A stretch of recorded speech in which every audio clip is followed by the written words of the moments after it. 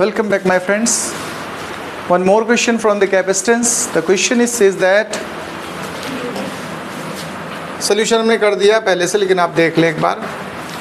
A 600 picofarad, इस बार question में picofarad है. ध्यान रखिएगा ये पिको का कन्वर्जन 1 पिकोफेरेड अगर कभी होता है तो 10⁻12 से मल्टीप्लाई कर देते हैं तो ये फेरेड बन जाता है. ये रिलेशन याद रखिएगा. 600 picofarad capacitance charged bye 200 volt supply. देखिए ध्यान से सुनिएगा. अभी इस लाइन से केवल हमको ये पता चला कि एक कैपेसिटर है जिसकी कैपेसिटी कितनी है 600 पिकोफेरेड है, उसको चार्ज किया गया है और कितने वोल्ट से चार्ज किया गया 200 से. तो हम पता कर सकते हैं कि कितना चार्ज स्टोर्ड हो गया. अगर C पता हो V पता हो तो अमाउंट ऑफ चार्ज निकाला जा सकता है. तो अमाउंट ऑफ चार्ज हम लोगों ने सॉल्व करने की कोशिश की है. फॉर्मूला होता है Q = CV. फर्स्ट कैपेसिटर पहली बार यूज किया, आगे सेकंड और यूज हो रहा है, इसलिए जानबूझ के मैंने इसमें सफिक्स में 1 डाल दिया. तो Q = CV SE1V. तो हमारा जो निकला है C और V ये मल्टीप्लाई कर दिए. आंसर जो चार्ज का आएगा वो पिको में आएगा क्योंकि हमने यूज किया है पिको फेरेड, तो चार्ज बन गया पिको कूलम. आप चाहें तो पिको को हटा लें तो 10⁻12 कर दें, अदरवाइज कोई बात नहीं. अब एक बात सुनिएगा, इसके आगे देखिएगा. It is then disconnected from the supply. अब चार्ज कर लिया इसको कैपेसिटर को, अब हटा दिया सप्लाई के बाहर. जब कभी कोई कैपेसिटर चार्ज होने के बाद डिसकनेक्ट किया गया हो क्वेश्चन में, तो ध्यान रखिएगा जो चार्ज स्टोर्ड हो गया वो एज ए कांस्टेंट बिहेव करेगा, यानी आगे भी वही चार्ज रहेगा. चार्ज का अमाउंट वेरी नहीं करने वाला है.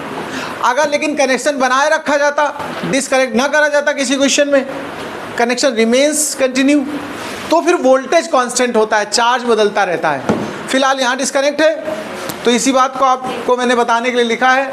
When the capacitor is disconnected then charge behaves like a constant. Same charge आगे यूज होगा. अब आगे क्वेश्चन हमसे और क्या बोल रहा है देखो. Is connected in parallel to another uncharged. इस वाले सिस्टम को जिसको तुमने चार्ज कर लिया है उसको एक और कैपेसिटर के साथ, वो भी 600 का ही है, पैरेलल में कनेक्ट किया गया है. तो अब 2 कैपेसिटर हो गए. ऐसे समझ लो वाटर टैंक एक है 500 लीटर की और उसके साथ वो फुल हो गई और दूसरा उसके साथ बिल्कुल खाली वाली अटैच कर दो, तो जो फुल वाला है उससे वाटर सप्लाई हो जाएगा, खाली वाले में भी नहीं हो जाएगा. वही यहाँ पर कॉन्सेप्ट है चार्ज के लिए. How much electrostatic energy lost in this process. ऐसा करने में जब कनेक्शन दिया गया तो इसमें एनर्जी लॉस हुआ तो कितना हुआ.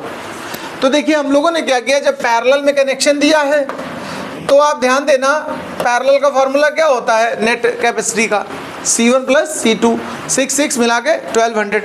यानी जो हमारे पास अब नया कैपेसिटर जिसमें 2 कैपेसिटर आपस में ज्वाइन है उनकी टोटल कैपेसिटी कितनी हो गई 1200. अगर 1200 कैपेसिटी हो गई तो हम जरा इसका वोल्टेज भी पता कर लें. अब वोल्टेज कितना बचा उसको कॉमन पोटेंशियल कहेंगे.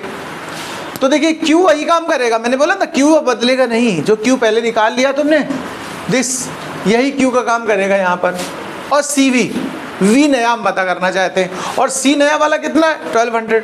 तो Q = CV में Q/C करके हमने न्यू वोल्टेज फाइंड किया. तो हमारे पास जो न्यू वोल्टेज आया वो कितना आया है 100 वोल्ट. अब नया वोल्टेज पता चल गया. हम एनर्जी इनिशियल निकालेंगे जब सिंगल कैपेसिटर था जिसको चार्ज किया था, उसकी कितनी एनर्जी थी. अब जब 2 कैपेसिटर हो गए तो बची एनर्जी कितनी है, लॉस पता चल जाएगा. इनिशियल एनर्जी हमने निकाली, ½ CV² का फॉर्मूला होता है. तो पहली वाली कैपेसिटी और पहले वाला वोल्टेज यूज कर दीजिए, ½ CV² 200 का स्क्वायर. सिंप्लीफाई करिएगा 12 × 10⁻6 जूल आएगा. ये इनिशियल एनर्जी हो गई जब एक सिंगल कैपेसिटर जिसको आपने चार्ज किया. अब दोनों ज्वाइंट हो गए तो उसको हमने फाइनल एनर्जी बोल दिया. अब जो कैपेसिटी हो गई वो टोटल मिलेगी 1200. नया वोल्टेज कितना आ चुका था 100, ये यूज किए जाएंगे. इसको सॉल्व करेंगे तो ये 6 × 10⁻6 आएगा. पहले कितना था 12, अब कितना है 6. इसका मतलब लॉस हुआ कि नहीं हुआ है. और लॉस कितना हुआ अगर वो पता करना हो तो इनिशियल से फाइनल माइनस कर दो, वो भी बचेगा कितना 6 × 10⁻6 जूल. ये जो लॉस हुआ एनर्जी का ये गया कहाँ, ये और क्वेश्चन हमसे पूछ रहा. देखो वेयर डज दिस लॉस या दिस एनर्जी गो? तो जब आपने कनेक्टिविटी की, कनेक्टिंग वायर लगाए जिसके थ्रू एक कैपेसिटर से दूसरे कैपेसिटर में चार्ज ट्रांसफर हुआ, तो हीट प्रोड्यूस्ड होगी। आप देखते हैं जब वायर से करंट या चार्ज पास होते तो वायर हीटेड हो जाता है। कोई इंस्ट्रूमेंट हो, मोबाइल तक चार्ज करते हो आप, देखो बैक उसका टच करके देखो, होता है हीट कि नहीं होता है? तो ये एनर्जी जो होती है वो हीट और रेडिएशन, इलेक्ट्रोमैग्नेटिक वेव्स यानी लाइट, इन सब फॉर्म में कन्वर्ट होती है।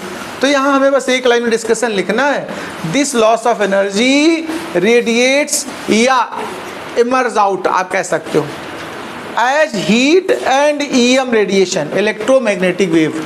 ईएम वेव रेडिएशन लिख सकते हो, EM wave radiation during charge transfer, जब चार्ज एक कैपेसिटर से दूसरे में जा रहा था तब जो हीट, लाइट या इस तरह के कोई रेडिएशन निकले उसमें ये एनर्जी ट्रांसफ़र हो गई। नोट करिए। नमस्कार।